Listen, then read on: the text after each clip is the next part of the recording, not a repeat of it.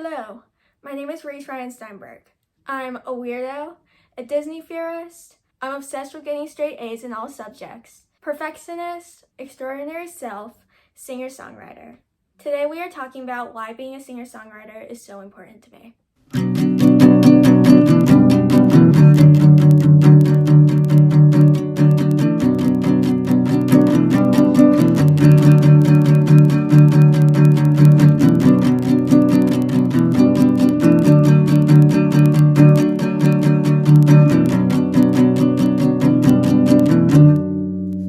I have always been in love with music. All the different notes, scales, melodies, harmonies. Verses, choruses, and my songwriting nightmare, bridges. I will stay up until 1:27 a.m. just to finish the song I started at 10. I will get frustrated about why I can't figure out a fun rhythm to do for the verses that goes perfectly with the flow of my amazing chorus. And don't even bring up the idea of writing a song with an instrument. The majority of my songs are just written a cappella. I have confirmed my place at school as the songwriter music freak, and although others would say, depending on the class, that I'm the know-it-all, the speaker presenter, and to save some time, a few others. To get to the point, I make it loud and clear in bright red letters that I want to be a singer-songwriter. That's who I am, and that's how I've always been on this channel. But why? Why does this passion of mine take up at least 82% of my personality? Like I mentioned in the intro, I love other things other than just music, such as Disney theories created by Jay and Ben on Super Carlin Brothers or Seamus Gorman on Seamus Gorman. Even though Seamus has started to change the brand of his channel to being more about the fun, added experiences of Disney rather than just talking about actual theories. Anyways, my love of Disney theories will be in another video, because today we're talking about music. Let's start with my history of music. My dad works in the music industry as a concert promoter, which means that for my entire life, as of this point, music has been everywhere. There's always a different artist playing from my dad's office. Compared to my room, which is mostly just Taylor Swift, Shawn Mendes, Ed Sheeran, Kelsey Ballerini, Pink, and the Avett Brothers playing in a loop. To expand my range of artists, I created an artist to listen to list on my phone and my iPads. Anyways, back to talking about my music history. So since my dad works with music, I've been going to concerts my entire life. I was 4 weeks old when I went to my first show. I've grown up backstage. Since I have grown up so close to the industry, I know exactly how hard it actually is to make it into the community. However, all this does for me is make me want to succeed that much more. That is why I started writing songs as early as I felt comfortable with the idea. I wanted to be at a point in my life where I was mature enough to stick for the hard steps from the beginning. To be at a point where I knew that one bad song doesn't matter as long as I keep producing better and better songs. And eventually writing amazing songs. Such as today, I wrote a song that I'm so proud of. And I've been having kind of okay songs lately. So today I've been all smiley and happy since I finally got a nice, good song written called Hey Reese. That's what the song's called. It's called Hey Reese. I also wanted to start playing with the idea of expressing my emotions in a fun way rather than I was mad at you, so I broke up with you. The end. And make songwriting such a huge coping mechanism for hard times. From dealing with crushes and the drama that might come with them, losing friends from a silly falling outing, or to cope with the loss of a loved one, such as my cats Ollie and Holden, and most recently, Wesley. As of late, I have used my songwriting as a way to find myself again, and to look back at the past. Yes, when I was 10 years old, I didn't exactly know how to write a good song, but the bad songs from that time helped me appreciate the stronger songs that I'm writing right now. My songbook is my diary, and you have to be really good at analyzing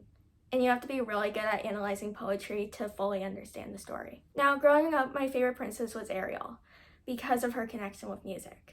What made her special in her family was her voice, and the fact that she was 16 years old wanting to live in the human world. As a 5-year-old, I had a harder time relating to one of these signature trademarks of hers. The human world is a mess. I have always been a singer.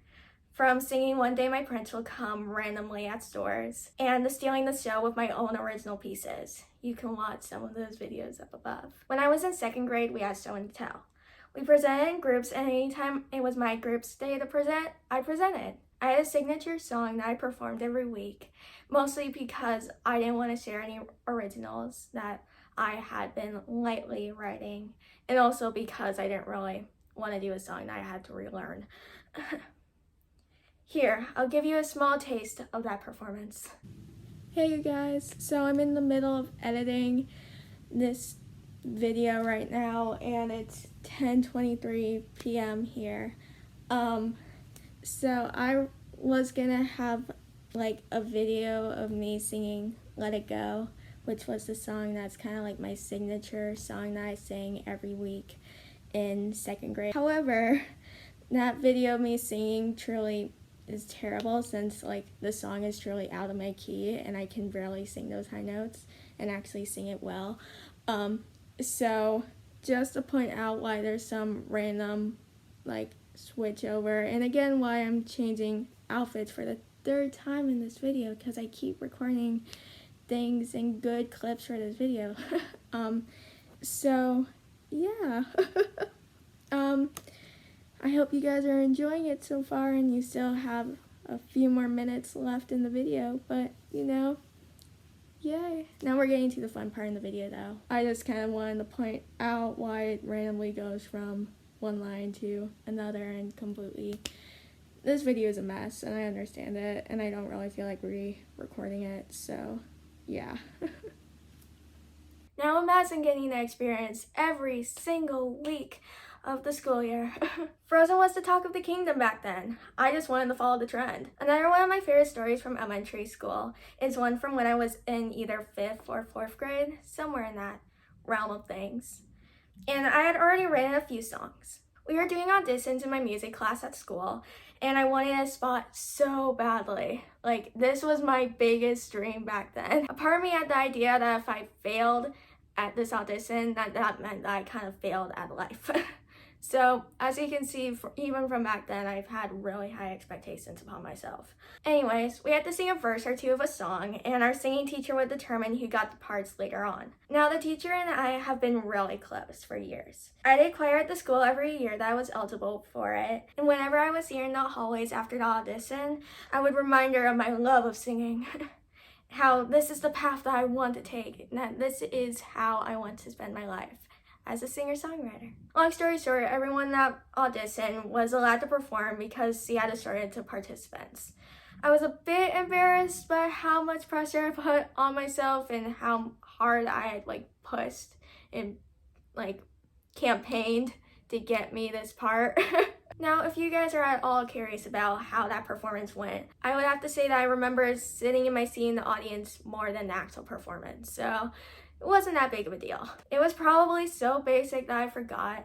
I probably sang and then gave my mom a hug, talked about the crowd the entire ride home, and then daydreamed how it would feel if all those people came just for me. I did a lot of performances with that teacher, from singing at the Seattle Thunderbirds hockey game to different assemblies at school. She taught me how to play the recorder. I was terrible. I asked her whether or not the name of the song actually had to be in the song. I remember her response was, Jingle Bells easily could have been called Sleigh Ride or Snowy Path.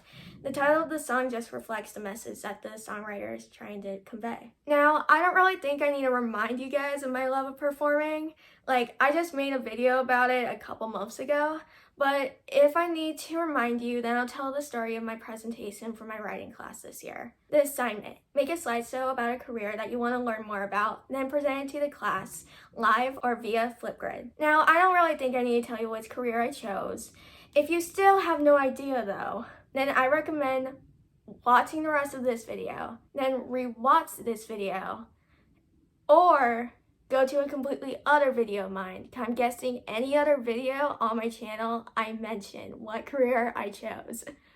Because this entire video has just been me talking about the career that I chose. And plus, the more views I can get out of you guys, the better, right? Now, I'll be honest, this presentation was probably the best I've ever done. Ever. I did more project as more of a guide to the music industry. You don't need to be selling out arena shows with thousands of fans to be an artist. You just need the right material to present to the world. Here's a screenshot of the title slide. This is amazing. For the project, I 1. found/wrote definitions of useful music industry terms, 2. Interviewed my dad on mistakes and tips for artists as well as how a venue is chosen. 3. I gave artist profiles which showed the history of Taylor Swift, Ed Sheeran, Shawn Mendes, and Olivia Rodrigo. This shows that there are so many different ways to get into the industry. I also gave some of my personal tips from the perspective of an experienced singer-songwriter, such as it will take a lot of time to get to your first really good song. I was asked by the teacher to perform My Slides to Last because I had asked to perform a song that I wrote. I performed a song called Superfan. I performed to my class over Google Meet with my guitar, and I feel like I crushed it. Like, it was an amazing performance. I loved it, especially since after my project presentation, I got to read for Juliet from Romeo and Juliet for the famous balcony scene. Oh, Romeo, Romeo, where art thou, Romeo? Now, I think this is where I'm gonna stop for today. Now, there are so many other things that I didn't mention here today, and that's because I have other video ideas for that. Because even though I'm 15, I still have so much to say. In conclusion, I hope you guys enjoyed hearing some of my music history. So my question of the day is, do you have a dream that you've just stuck with? This doesn't have to be for careers. This could be like anything, like going on a big trip or becoming friends with someone new.